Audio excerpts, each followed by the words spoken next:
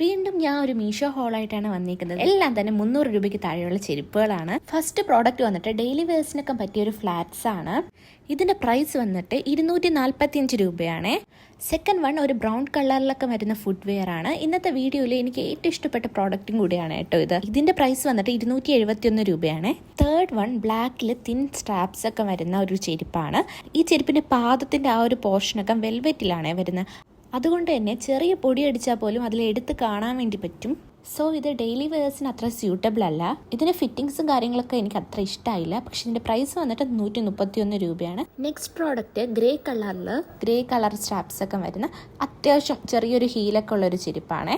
ഇതിന്റെ പ്രൈസ് വന്നിട്ടുള്ളത് 271 രൂപയാണ്. നെക്സ്റ്റ് പ്രോഡക്റ്റിന്റെ പ്രൈസ് ഞാൻ ആദ്യമേ പറയാം. 521 രൂപയാണ് ഇതിന്റെ പ്രൈസ് വരുന്നത്. അത്യാവശ്യം നല്ല ലോങ് ലാസ്റ്റിംഗ് ആയിട്ടുള്ളൊരു ചെരുപ്പായിട്ട് എനിക്ക് തോന്നി. ക്വാളിറ്റി ആണെങ്കിലും അതേ നല്ല അടിപൊളി ക്വാളിറ്റിയാണ്. പിന്നെ ഇതിന്റെ എല്ലാ ലിങ്ക് ബയോയിലുള്ള ലിങ്ക് ട്രീയിൽ ഉണ്ട്.